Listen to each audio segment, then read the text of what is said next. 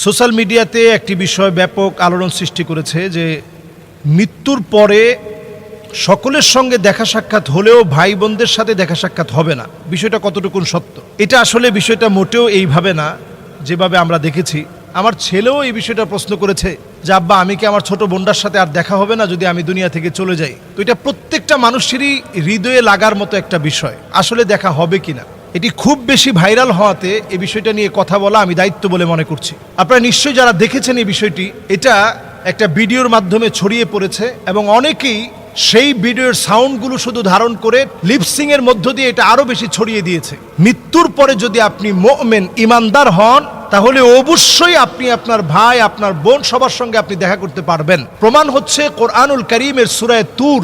আল্লাহ রাব্বুল আলামিন বলছেন, সেদিন লোকদেরকে আলহাকনা বিহিম যুররিয়াতাহুম, তাদের নিজেদের আত্মীয় স্বজনের সঙ্গে মোলাকাত করায় দেওয়া হবে, ভাইয়ের সঙ্গে মোলাকাত করায় দেওয়া হবে, বোনের সঙ্গে মোলাকাত করায় দেওয়া হবে।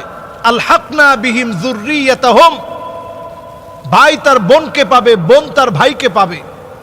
অবস্থা দেখবে সেদিন এমন হবে যে ভাই হয়তো জান্নাতি, বোনটা হচ্ছে জাহান্নামী।